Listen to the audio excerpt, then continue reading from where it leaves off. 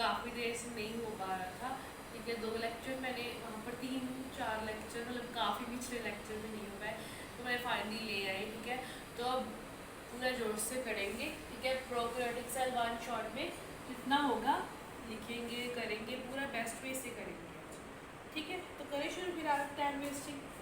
कल वीडियो तभी इसलिए नहीं आ पाई क्योंकि आवाज़ निकल पा रही थी। अब भी काफ़ी जैसे फ़र्क है, फिर भी कुछ कुछ है, तो मैंने कहा कि काफ़ी टाइम हमने वेस्ट नहीं करना क्योंकि चैप्टर्स भी ख़त्म करने हैं, तो हम करेंगे। ठीक है, शुरू करते हैं।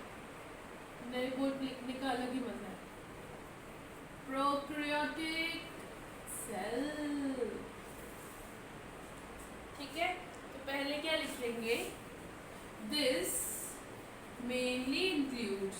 तो प्रोकैरियोटिक सेल के बारे में हमने क्या क्या पढ़ा था कि ये बहुत ही अजीब तरह के सेल है, क्यों इसमें अच्छा सा न्यूक्लियस नहीं है, प्रॉपर बाकी ऑर्गेनेल्स नहीं है। ठीक है, तो दिस मेनली इंक्लूड, इसमें कौन कौन से एग्जाम्पल हैं जो हमने आगे भी पढ़ी, क्या क्या थी।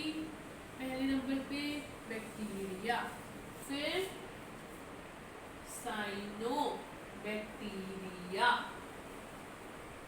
ठीक है, और क्या थी, PPLO एक्सेट्रा। मतलब सारे जो मेन बैक्टीरियाज हैं जिनकी न्यूक्लियस प्रॉपर वेलवेट नहीं है, जो इतना कॉम्प्लेक्स स्ट्रक्चर्स नहीं है। ठीक है, तो वहाँ पर लिखो। ठीक है, तो लिखो they are with less complex structures. तो इनके स्ट्रक्चर्स जो है बहुत कम कॉम्प्लेक्स है, और इनका साइज जो है, जैसे सबसे छोटा साइज किसका है, वायरस का, फिर प्रोकैरियोट का, फिर यूकैरियोट का। मतलब इनका सेल्स अगर कंपेयर करें सबको, तो सबसे बड़ा किसका होगा, सेल यूकैरियोट का। ठीक है, एंड दे डिवाइड रैपिडली। तो ये जल्दी जल्दी क्या करेंगे, डिवाइड करेंगे। ठीक है, तो अब हमको क्या करना है, हम क्या करेंगे, एक सुंदर सा स्ट्रक्चर बनाएंगे प्रोकैरियोटिक सेल का। आप इमेजिन कर पाओ, एक एक स्ट्रक्चर के बारे में हम डिटेल लिखेंगे। डिटेल मतलब जितना भी उसके बारे में NCERT में लिखा है उतना लिखेंगे, फालतू की जिंदगी। ठीक है, तो हम करते हैं, मैं इसको एक मिनट रब कर दूँ आ जाए, और नीचे हम ना बार बार रब करते नीचे लिखेंगे और स्ट्रक्चर भी करेंगे हम। ठीक है, तो सुंदर सा स्ट्रक्चर एक बनाते हैं।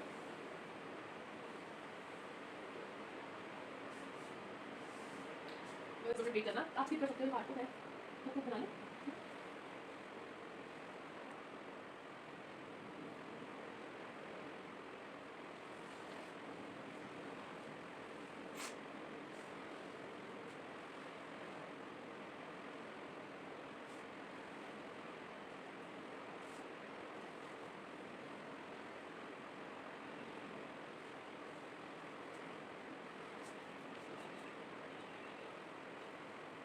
और भी कुछ रहेगा,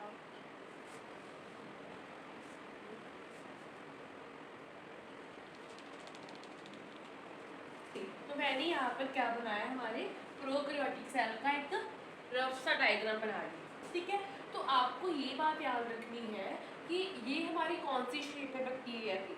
मैं साइड में लिख दूँ बैसिलस, जो कि मोस्ट कॉमन शेप है।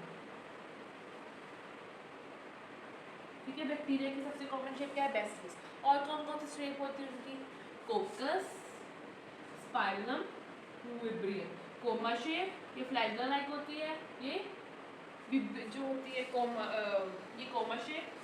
ठीक है, ये vibrio chloride.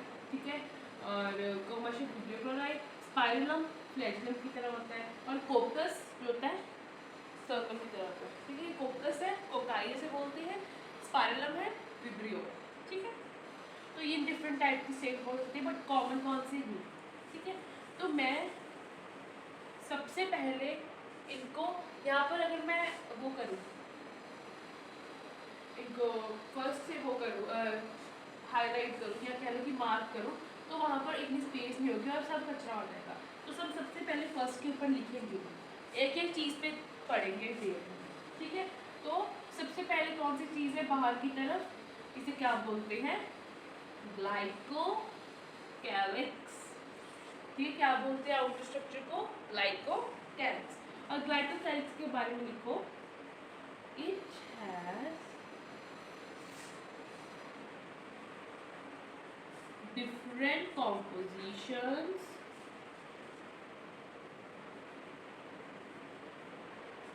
used for protection, ठीक है। तो इनकी डिफरेंट कॉम्पोजिशन से बना है ये, और इसकी ये प्रोटेक्शन के लिए नहीं यूज होता, ठीक है।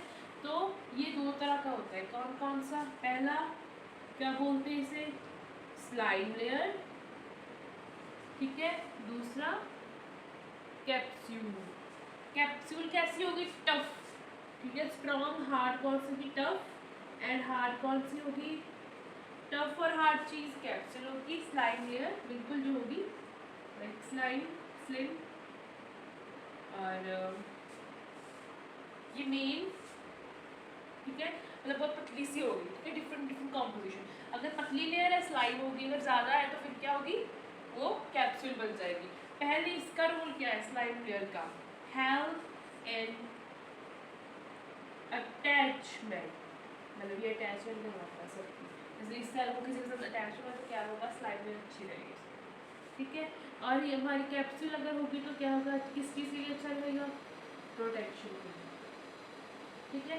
मतलब अगर ये इनका क्या है, सेकेंडरी प्राइमरी रोल, मतलब सबसे पहले सपोज यहाँ पर स्लाइम लेयर है, सबसे पहले स्लाइम लेयर क्या करेगी, पहले अटैचमेंट करवाएगी, सब चीज़ें भूल जाएगी, और बाद में क्या करेगी, अगर अच्छी अटैचमेंट होगी तो प्रोटेक्शन भी थोड़ी बहुत कर लेगी, ठीक है। उसके जैसा भी बिहेव कर लेगी, क्योंकि माल तो सेम है, बट ऐसा है ना, यहाँ पर थोड़ा है, यहाँ पर ज़्यादा है ना, तो यहाँ पर ज़्यादा हो गया तो क्या हो गया प्रोटेक्शन का, पर साथ में साथ वो अटैचमेंट भी कर लेगी, पर थोड़ी, ठीक है। तो ग्लाइकोकैलिक्स के बारे में हमने जो मेन चीज़ें पढ़ी की है, आप नोट कर लीजिए आगे करके, ठीक है। तो हमने इसके बारे में पढ़ लिया, आगे हम क्या देखेंगे, सेल वॉल, ये थोड़ा लंबा है तो यहीं पर लिखेंगे आगे, ठीक है। तो सेल वॉल का हम क्या लिखेंगे, it is made up of peptidoglycan, और ग्लाइकोकैलिक्स जो मैंने पीछे कराया, तो ये बाहरली लेयर है, तो इसका और क्या मतलब होता है, ग्लाइकोजन का कोट, ग्लाइको मतलब ग्लाइकोजन का कोट, ठीक है। तो ये किससे बनी हुई है, हमारी पेप्टिडोग्लाइकन से बनी हुई है, जो हमारी क्या है, सेल। उसके बाद अगर हम देखें तो और क्या इसके पॉइंट लिख सकते हैं सेल वॉल का, ये पहले तो ये this is divided into two type of bacteria, मतलब दो अलग अलग बैक्टीरिया की ये होती है सेल वॉल। पहले कौन सा आएगा, आर्की बैक्टीरिया, दूसरा यू बैक्टीरिया, यू मतलब ट्रू बैक्टीरिया,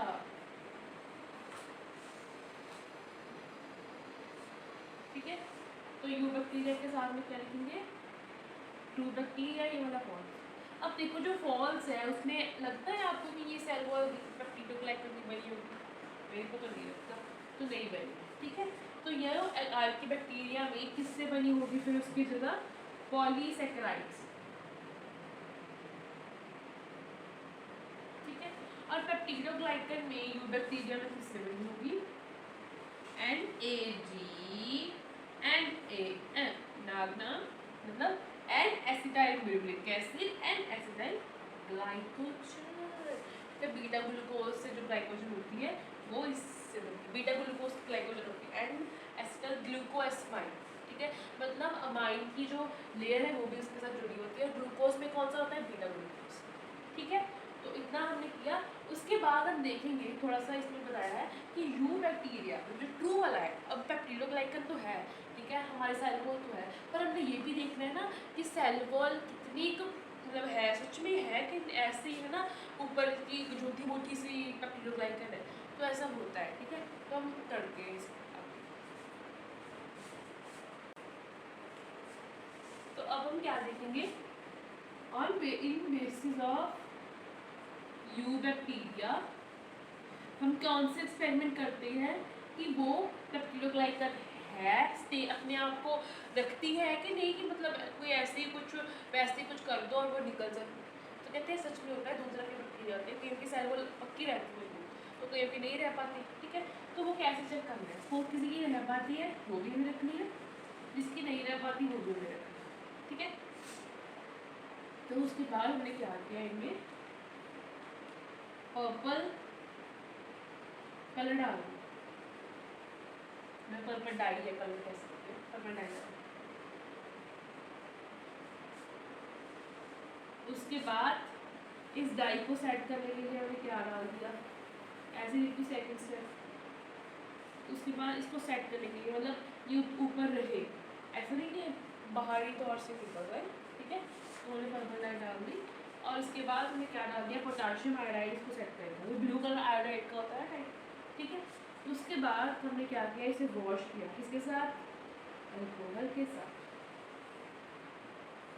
ठीक है। उसके बाद हमने क्या किया, फोर्थ में पुट सैफरीन, मतलब सैफरीन मतलब सैफरीन, उसको डाल दिया, ठीक है। और उसके बाद क्या हुआ, हमने क्या चीज़ देखी, एक तो अपना कलर मेंटेन रखा, पर जो एक थी उसने अपना कलर बदल दिया, ठीक है। इसके कलर जो है सारी लेयर उतर गई, ये सारी जो शरीफ ऊपर थी, ठीक है। तो जिस पे था वो कौन सा था, ग्राम पॉजिटिव, उसकी स्टेन बोलते हैं, उसकी स्टेन जो है ग्राम पॉजिटिव है, और दूसरी को हम क्या बोलेंगे, ग्राम नेगेटिव। पेप्टिडोग्लाइकन रही, पेप्टिडोग्लाइकन नहीं रही, ये एक्सपेरिमेंट इतना इंपॉर्टेंट नहीं, बट आपको वैसे पता होना चाहिए चीज़ के बारे में, ठीक है। तो आगे हम करते हैं, क्या देखा, ठीक है। तो ये चीज़ देख ली, और आपको ये पता होना चाहिए जो ग्राम नेगेटिव वाले हैं ना, जिनके पास मतलब पेप्टिडोग्लाइकन नहीं होता, तो उनके पास लिपिड की लेयर होती है, मतलब सैल्यूलोज तो थी दोनों के पास, पर एक के पास पेप्टिडोग्लाइकन वाली निकली ग्राम पॉजिटिव के पास, दूसरी के क्या निकली, लिपोपॉलीसेकेराइड, ठीक है। उसके बाद ये दो चीज़ें हमारी होगी, और उसके बाद क्या आता है हमारा, सेल मेम्ब्रेन, ठीक है। और सेल मेम्ब्रेन के क्या आता है, mainly composed of lipid and protein. तो मतलब ये यूकेरियोट और प्रोकैरियोट की जो है सेल मेम्ब्रेन काफ़ी ज़्यादा मिलती है, ठीक है।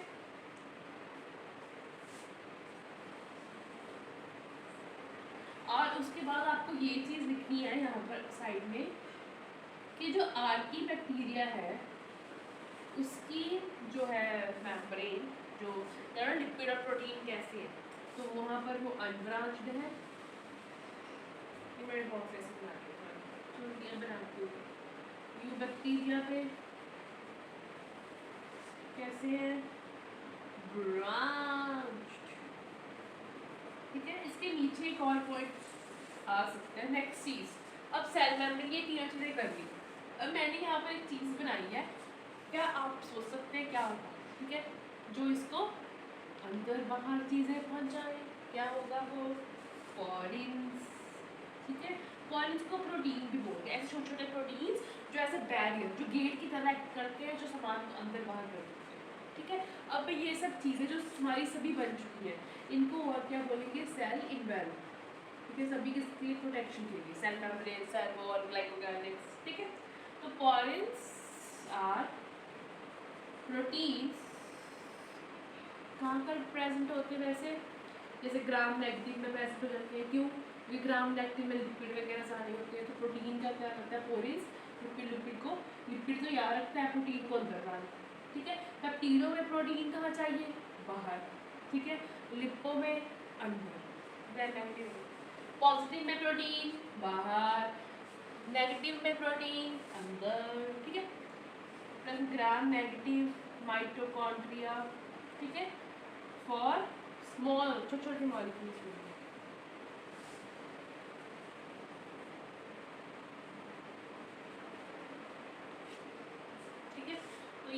पॉइंट है इसका, याद रखेंगे। अब आगे करते हैं,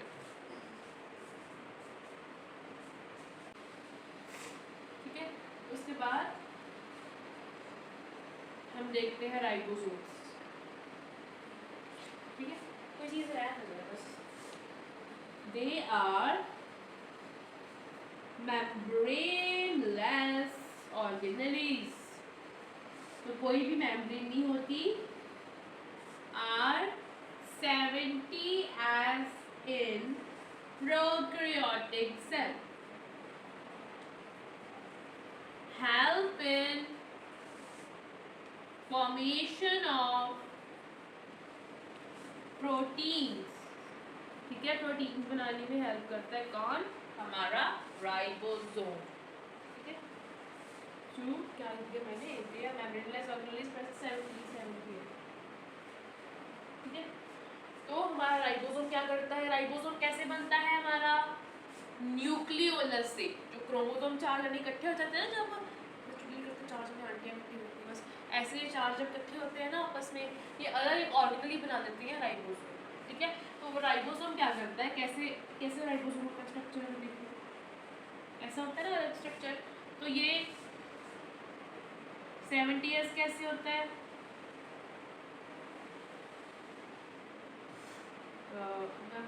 80s में 60-40 होता है।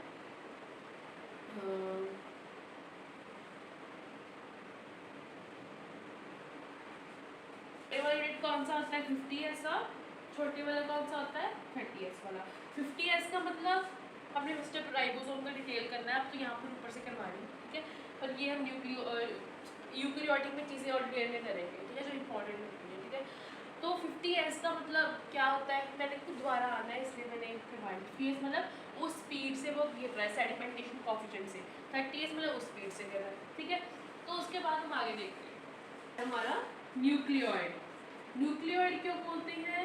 न्यूक्लियस विदाउट न्यूक्लियस, ये मैंने तब इसलिए बोल कर दिया कि आपको पता चल जाए, अलग सा दिख जाए, ठीक है।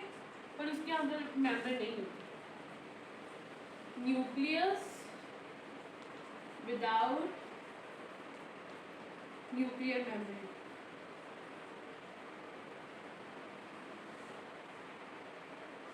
ठीक है। न्यूक्लियस विदाउट न्यूक्लियर मेम्ब्रेन क्या होता है? न्यूक्लियोइड। वायरोइड बोलते हैं ना हम, क्यों? कि वो विदाउट न्यूक्लियर मेम्ब्रेन होता है, विदाउट वायरल मेम्ब्रेन, तो वो क्या हो गया? Viroid. Virus without viral membrane, viroid. Virus without viral membrane, viroid. Nucleus without nuclear membrane, nucleoid, ठीक है। और कौन सा रह गया? अब देखो और कौन सी चीज़ है इसमें प्रेजेंट, हम देखी जा रहे हैं और बस लिखी जा रहे हैं इससे डायग्राम में, ठीक है। इंक्लूजन बॉडीज, आपको डॉट डॉट दिख रही है, ये क्या होती है? इंक्लूजन बॉडीज ऑल्सो आर मतलब मेम्ब्रेनलेस, ब्रेनलेस, ब्रेन सुन रहा है ना, ब्रेन, ठीक है। तो इसमें क्या होता है? स्टोर ग्रैन्यूल्स, कौन कौन से? फॉस्फेट के या आयरन के, साइनेशन बोलते हैं ना, साइनेशन वर्ड यूज करते हैं ना आयरन के लिए।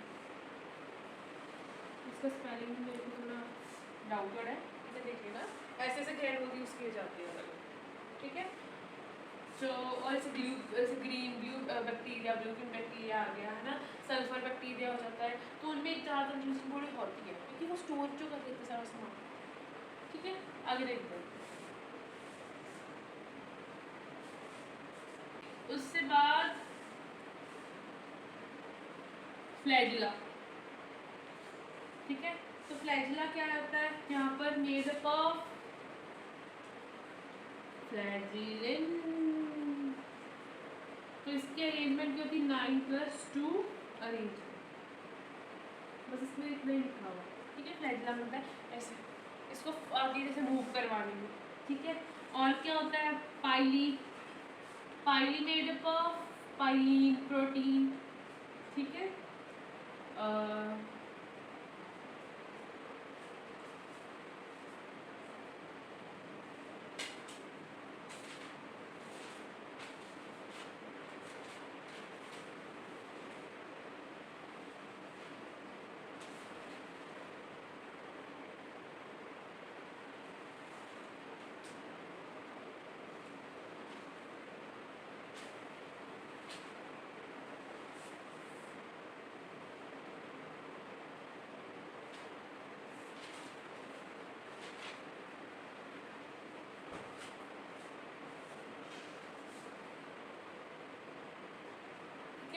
तो जो यहाँ तो फ्लैजेलन के बनता है, फ्लैजिला तो बनता है, ठीक है। फ्लैजिला की कौन सी स्ट्रक्चर जैसे बाहर होती है? फिलामेंट, हुक,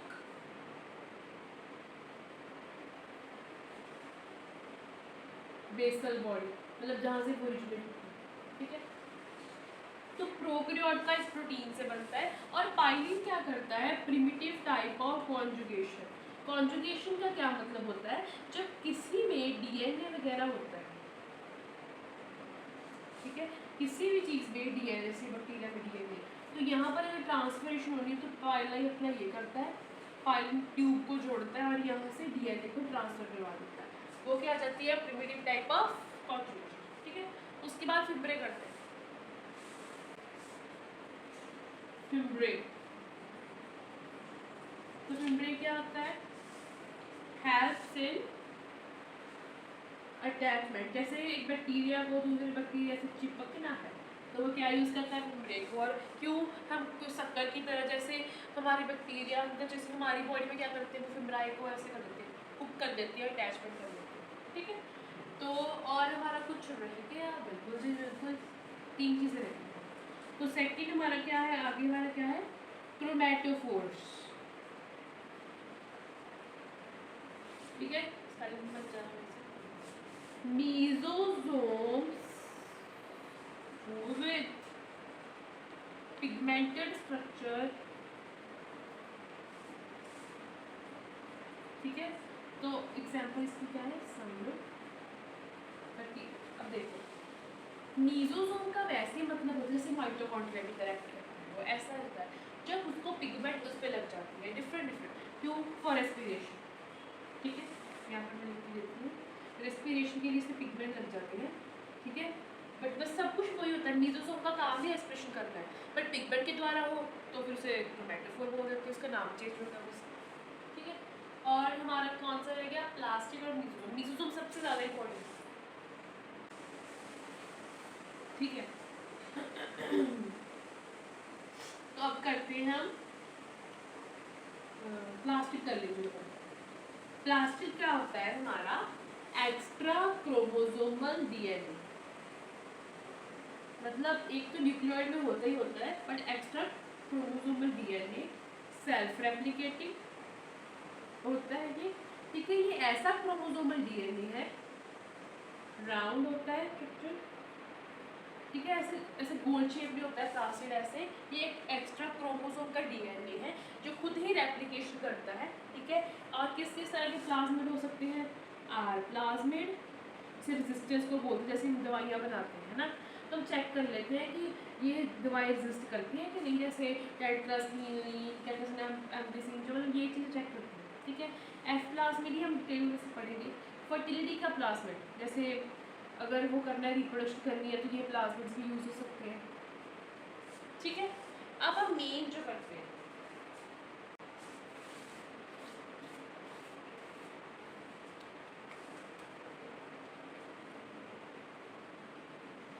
अब हम करेंगे मीजोसोम, ठीक है। तो मीजोसोम जस्ट एक्ट लाइक अ माइटोकॉन्ड्रिया। तो क्या क्या चीज़ों में ये हेल्प करता है? पहले लिखो, रेस्पिरेशन, बाइनरी फिजन,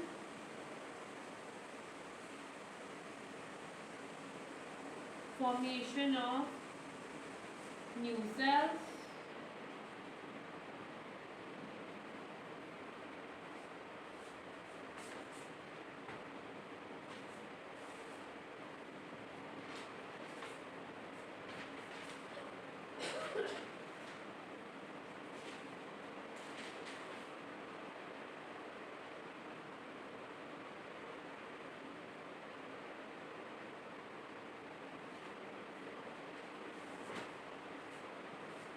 और ये क्या फॉर्म करते हैं? वेसिकल्स। और क्या हेल्प करते हैं? फॉर हेल्पिंग एंजाइमेटिक एक्टिविटीज, सारी एंजाइम की एक्टिविटीज ये हैंडल करता है, इसलिए इसको कहा गया। मतलब क्या है ना कि 4-5 ऑर्गेनिज्म जब मिक्स कर जाती हैं तब क्या है मीजोसोम बनता है, और क्योंकि इसमें 4-5 ऑर्गेनिज्म की जैसी पावर होती है, ठीक है। और ये क्या है? एक्सटेंशंस, ये एक्सटेंड कर रहा है यहाँ से प्लाज्मा मेम्ब्रेन से, एक्सटेंशन ऑफ प्लाज्मा मेम्ब्रेन अंदर की तरफ एक्सटेंड कर रहा है, ठीक है। और इसे क्या बोलते हैं, लैमेला। ठीक है, इसके साथ प्रोकैरियोटिक सेल का वन शॉट खत्म। अब यूकैरियोट खत्म, फिनिश। ठीक है, ओके टाटा बाय बाय। तो इसके बाद हम क्या करेंगे, अब हम यूकैरियोटिक सेल का एक एक पोर्शन करेंगे, चाहे छोटा पर पूरी डिटेल्ड में। देखना डिटेल करती हूँ, अब मैंने उस दिन ऊपर से बताया कि डिटेल करनी थी। अब प्रोकैरियोटिक का भी इतना आपको दिया नहीं, जितना दिया मैंने बता दिया, जस्ट एक सेकंड में रिवीजन कर लेंगे। ठीक है, एक सेकंड भी नहीं, मतलब ये क्या है, इसकी सेल डेवलपमेंट कैसे, गाइकोकैलिक्स, सेलमोन, सेल मेम्ब्रेन, फ्लैजिला है, ठीक है, पिलाई है, फिब्रे है, कोरिन्स है, ये इंफ्यूजन बॉडीज है, न्यूक्लियोइड, प्लास्टिड, लीजोसोम्स, क्रोमैटोफोर्स, बस छोटी छोटी चीज़ें हैं। उसको रेस्पिरेशन पिगमेंटेशन करेगा, फिर डिवाइडेशन, यहाँ से डिवाइडेशन करेगा, एक्सटेंशन है, यहाँ से वेसिकल्स वगैरह बनेंगे, ये इसका क्रोमोसोम बनेगा, हमें पता है डिवीजन करेगा। ठीक है, राइबोसोम प्रोटीन बना लेगा, ये स्टोर कर लेगा चीज़ों को, फ्लैजिला मूव करवा देगा, पिलाई जो क्या करा देगा, पिलाई जो है इनको ट्रांसफर करवा देगा, डीएनए सब कुछ है, ये अटैचमेंट्स कर देगा, बस ये प्रोटेक्शन कर देगी सेल में। ठीक है, तो मिलते हैं अगली वीडियो में। ठीक है, अब वीडियो शायद 1-2 दिन में आए शायद, बट मैं कोशिश करूँगी मैं रेगुलर